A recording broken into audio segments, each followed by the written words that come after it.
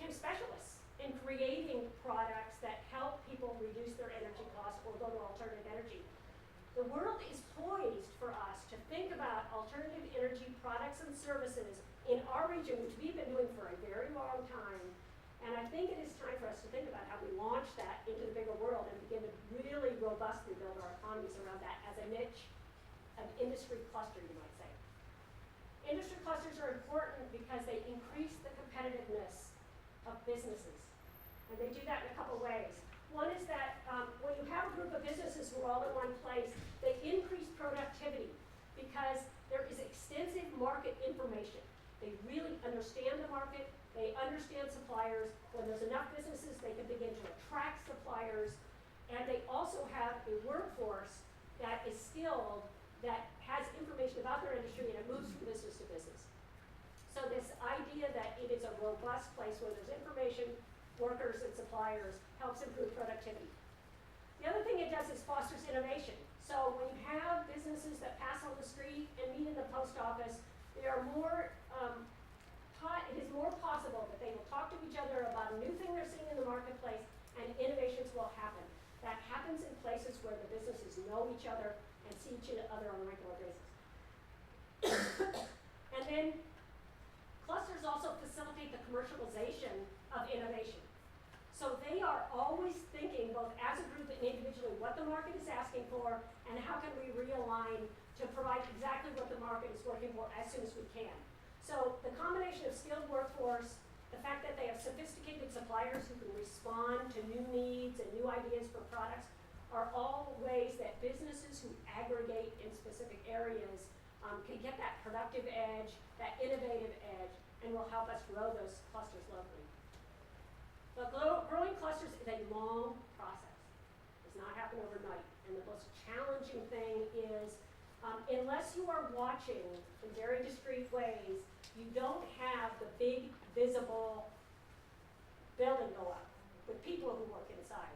It is a multiplication of businesses of a certain aggregated type of business who all start to congregate, and then you begin to see small businesses start to grow up.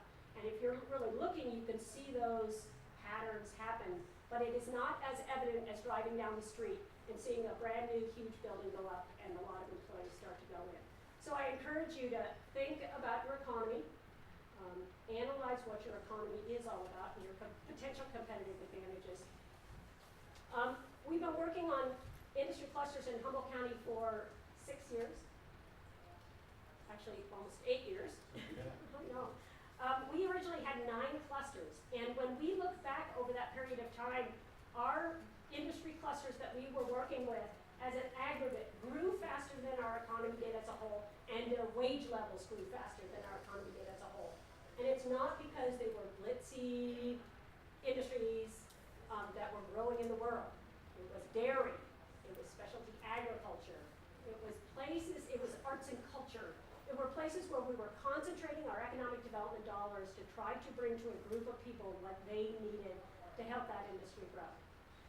So we stepped back in 2006, 7, right in there, and said, it's time for us to look again at what's going on in our economy. And this time, instead of just looking at Humboldt County, we knew that those businesses crossed borders on a regular basis. So we really wanted to get to a regional economy and got together with Collaborative Economics to really do an assessment of our regional economy, what industry clusters were growing, and so to sort of refocus our ship and look at what are the next set of clusters we might want to think about working with in the future. So I'm going to turn it over to John Melville, who will talk to you about the analysis of the regional economy we have, and that's Mendocino, Humboldt, Del Norte, Trinity, and Siskiyou, and he'll probably tell you why it got big. I mean, one of the reasons why is the economy is naturally that big, and we have similar economies, so we should be working together. So I'm going to turn it over to John Melville. Well, thank you, Kathy. Let me see if I can pass the first test, which is getting my PowerPoint presentation.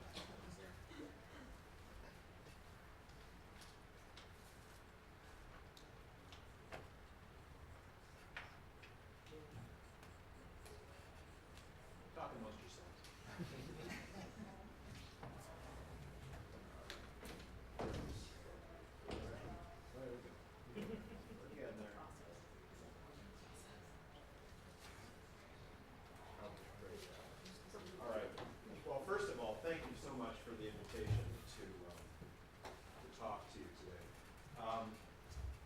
are asking the right question, which is, it's a tough question, which is, what can county government within the Board of Supervisors do? What role can the Board of Supervisors play in economic development? It's not a clear-cut question, because a lot of the levers of economic development are not necessarily within your power. Some of them are. You've got a whole lot more levers to press when it comes to social services and all kinds of things that the state asks you to do, right?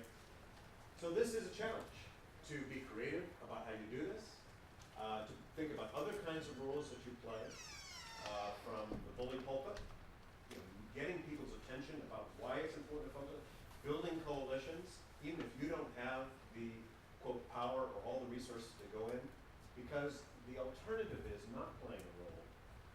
And in this day and age, you can't afford not to play a role and just say, well, you know, that's somebody else's job. Unfortunately, it'd be nice if that were the case, but there's so much